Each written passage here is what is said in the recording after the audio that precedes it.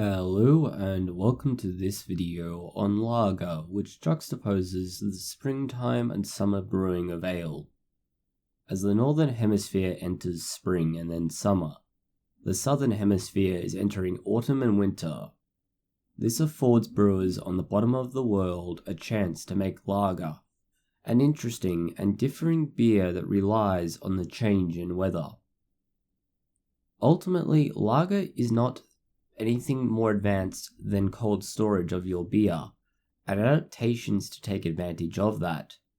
Many commercial breweries use a form of lagering to get a clearer beer that they can then sell. They also require a lager yeast, which performs differently than an ale yeast. This is primarily a point of where and how it ferments.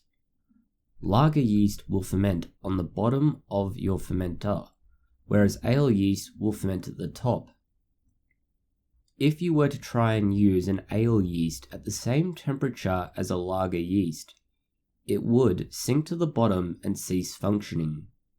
This flocculation is both how lager and lager yeast get their name. Lager as we know it now more than less refers to the process of storing your beer in a cold environment, both while it ferments and to cold crash it afterwards. Historically, this was the basement, cellar, and storehouse that became very cold over winter. It is more commonly associated with German beer, as the name lager comes from German roots. The lager yeast strains used for this are a relatively new yeast strain.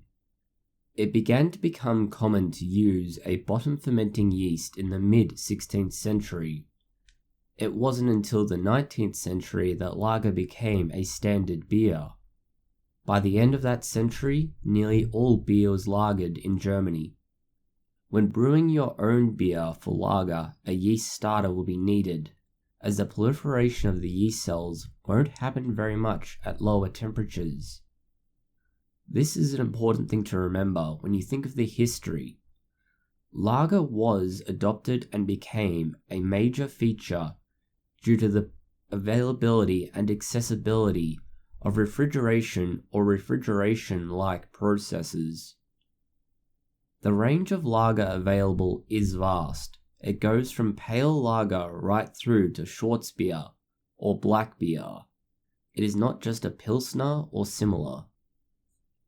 To make it, the process is a little more convoluted than it is with ale, but as always, it begins with sanitizing your kit. In order to get an effective fermentation, you will need a yeast starter. This can be done a number of ways. The simplest and easiest is to take your lager yeast in a sachet. Combine this with a little bit of sugar, warm water, and keep it covered on the bench in your kitchen. This should be in the ideal temperature range of between 15 and 24 degrees. Allow it to stand for a few days, adding a little bit of sugar each day. At the end of the 2 days, you should have a significant increase in the amount of yeast in this. It should also have a little bit of sugar left over as a residual, and there should be a full amount of water. This is important for when you want to pitch your yeast into your fermentation. Having created a starter like this, there won't be the osmotic shock that you would see without it. Make sure that when you pitch your yeast starter into the fermentation, it is sitting somewhere around 15 to 18 degrees centigrade. That will ensure the yeast is at the optimal temperature to go into your fermentation and begin working immediately, but also that it is at its healthiest temperature. You are going to be fundamentally pitching your lager yeast into a lager fermentation made from pretty much the same ingredients as you would for an ale. There are a few minor caveats to that. You want to try and use nearly exclusively malt or similar complex sugars. Try to avoid things like corn sugar. This will help you to maintain the head of your beer when it is poured. Another thing to be mindful of is your choice of hops. Depending on the particular lager style you are going for, you'll need to choose a hops variety or combination that matches.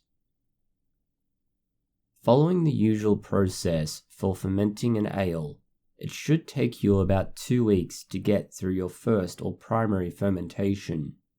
The reason this takes longer than it would for an ale yeast is that you should be aiming to keep your fermenter at the ideal temperature for that particular strain of yeast. This could be as low as 8 degrees centigrade in some cases. After your fermentation is done, you need to do what is called a diacetyl rest. This involves bringing the temperature up to 16 degrees centigrade. Increasing the temperature does a number of different things. But first, it will ensure that the lager yeast stops fermenting. Raising the temperature like this does not work well with lager yeast, and they will either slow down or entirely stop fermenting. Second, increasing the temperature will expand the size of any CO2 in your fermenter, which will force it out. It will also ensure that the yeast begins to absorb the diacetyl produced by fermentation. It helps to moderate some of the buttery, almost oily tastes that can be associated with it if you do not do this. The yeast can metabolize it as they use it in the same way a human body would use lipids. It is a sort of energy store. Raising the temperature makes it accessible as different pathways are activated. After just a couple of days at this 16 degrees centigrade, you will have done what you need to do. You now need to rack your lager into another fermenter. This is where the actual lagering process begins, and you really are creating lager.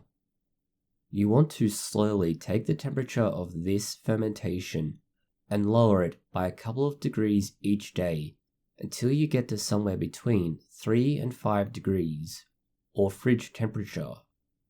You can go colder, but going too cold will begin to freeze, and that will destroy your beer to an extent. You need to keep it here for a minimum of a month. It is possible to keep it there longer, and some beers are kept that way for over a year. The lagering process is where you make your beer cleaner and better. It is, in many respects, what makes lager distinct, and presentation so much better. It combines the effects of cold crashing along with the strengths of lager yeast. It will ensure any yeast that might still be in suspension, or other things that get in there to create haze, become part of the sediment at the bottom. That, along with flocculation, ensures you have a clean, crisp beer. Lagering also has the effect of being rather like aging. It helps to improve the beer in other ways, through slow but sure chemical reactions. As said, this could be as little as a month, but up to a year. Depending on your personal preference, there can be varying degrees of compromise in that. Going for a little bit longer to get a better appearance and taste, a little bit shorter, dividing your batch, and any number of other ways to figure out what you are happy with. Historically, a lot of lagers as we know them now were not allowed under law, like the German Reinheitsgebot. That limited a number of the ingredients commonly used in commercial lager today, particularly those derived from rice or corn. Breweries in parts of Europe, and especially the United States of America, tend to rely more heavily on these products than those coming out of Germany and parts of Eastern Europe. They will then affect the body of the beer and also add proteins and other unintended additions that further alter the flavour. One of the biggest of these is the addition of sugars that are there solely to increase the alcohol by volume. This doesn't overly change the base recipe, but does add considered alcohol quantities. If you're going to be brewing your own, be mindful that you won't be getting the same alcohol content And you may be getting a different flavour since alcohol can have some effect on what you taste as the end consumer. Lager beer is a good option if you want to brew over winter and autumn. It allows for the slow but sure production of beer. The only downside is that lager takes a longer time to finish than ale. If you are, for instance, brewing in a shed or garage where you don't have adequate insulation, this is a good option. Thank you for watching this video.